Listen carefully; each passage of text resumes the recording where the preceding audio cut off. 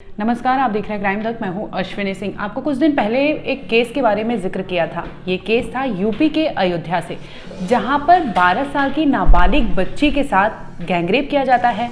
Gangrape के बाद बच्ची को झाड़ियों में छोड़ दिया जाता है, जहां पर उसकी मम्मी जैसे तैसे पहुंचती है और पता लगाती है तो सामने आता है अलग ही सच्चाई।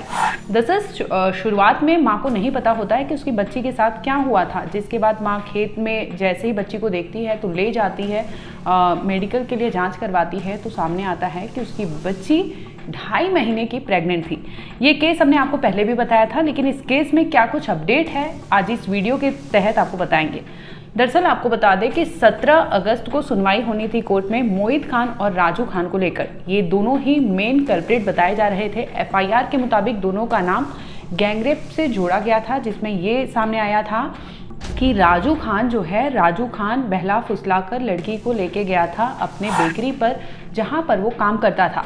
वो बेकरी मोहित खान का था। मोहित खान के बेकरी पे जाता है, जहां पर दोनों बारी बारी से गैंगरेप करते हैं और ये सारी चीज़ें करने के बाद वो वीडियो भी रिकॉर्ड कर लेते हैं, जिसके तहत लगातार उस बच्ची को ब्लैकमेल किया जाता है कि अगर तुम बुलाने पर नहीं आई तो ये वीडियो क्लिप जो है वो वायरल कर दिया जाएगा। अब 12 साल की बच्ची डरी सहमी सी किसी को नहीं बताती, ना भनक होने देती है और वो ये सारे अत्याचार सहती रहती है। इसी दरमियान जब उसकी माँ एक दिन वो घर नहीं पहुँचती रात को, तो उसकी माँ जाती है ढूंढने, तो उसे पता चलता है कि खेत में उसकी बच्ची है, जिसको माँ मेडिकल के लिए ले जाती है, क्योंकि वो बोल रही थी लगातार कि उसके पेट में दर्द है, जहाँ पता चलता है कि वो 2.5 महीने की प्रेग्नेंट थी।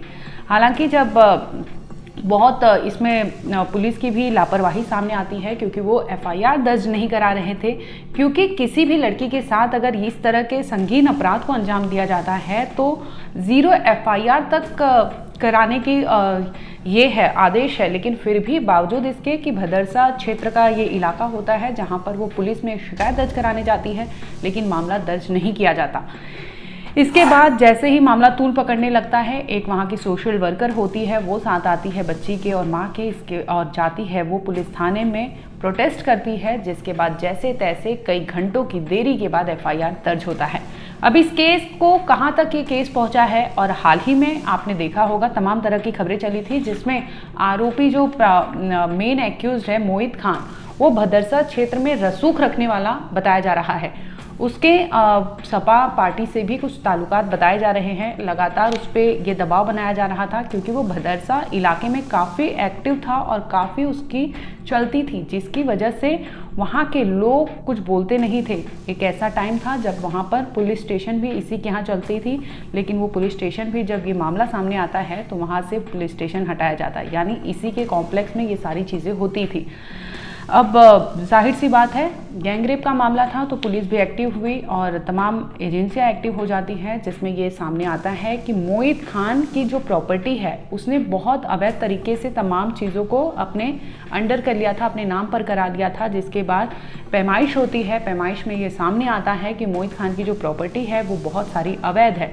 बता दें कि मोहित खान की एक शॉपिंग कॉम्प्लेक्स थी भदरसा में, जहाँ पर पीएनबी बैंक ये सब, एटीएम ये सब था, और उसमें कई ऐसे छोटी छोटी दुकानें थी, जिसे आदेश दिया गया था कि इसे बुलडोज़र के तहत ढहा देंगे, क्योंकि ये अवैध प्रॉपर्टी है।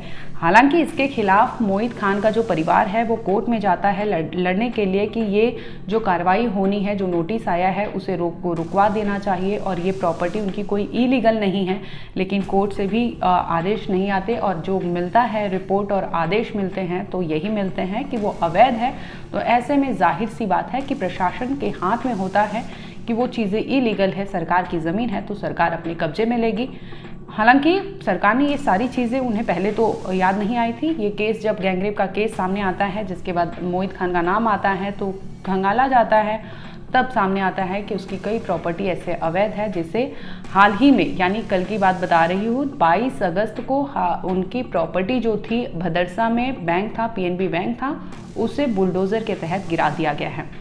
अब इस केस के बारे में आपको थोड़ा सा बता दें कि इस केस को लेकर जब मामला तूल पकड़ा था तो गैंगरेप पीड़िता जो थी उनका बाकायदा परमिशन लिया गया, उनके पीड़ित परिवार से परमिशन लिया गया, जिसके बाद लड़की का एबॉर्शन करा दिया गया।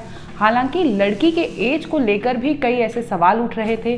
वहीं दूसरी ओर मोहित खान का जो परिवार था वो भी लगातार लड़की के चीज़ों को लेकर, लड़की पर कई ऐसे चीज़ें बोल रहा था राजू और लड़की को लेकर। लेकिन ये सारी चीज़ें जांच का विषय है। फिलहाल इस मामले में दोनों आरोपी यानी मोहित खान और राजू खान अभी भी पुलिस की गिरफ्त में है। इनके दोनों के डीएनए सैंपलिंग भी कलेक्ट कर लिया गया है, जिसमें लड़की का जो एबॉर्शन कराया गया था तो फीटस का जो सैंपल होता है उस सैंपल से इन दोनों के डीएनए को भी मैचिंग के लिए भेजा गया है। हालांकि इसका रिपोर्ट अभी हमारे हाथ लगा नहीं है, लेकिन इस केस में जैसे ही ये सारी चीज़ें आएंगी हम एक बार आपको फिर से ज़रूर बताएंगे।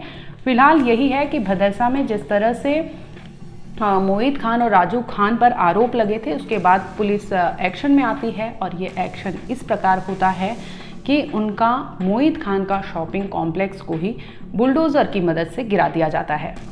एक और आप देख रहे होंगे कि कोलकाता में जिस तरह से लेडी डॉक्टर के साथ रेप और मर्डर केस को अंजाम दिया जाता है, जिसके बाद आरोपी संजय तसल्ली से जाता है अपने घर पर, सारी चीज़ें करता है, उसके बाद अगले दिन उसे जैसे तैसे पुलिस गिरफ्तार कर लेती है। हालांकि अगर वो ब्लूटूथ नेकबैंड उसका नहीं मिलता तो पुलिस उसे अरेस्ट करने में पुलिस को मशक्क़त ज़रूर होती, क्योंकि वो पुलिस का ही वॉलेंटियर था, सिविक वॉलेंटियर था जो पुलिस में ही काम करता था।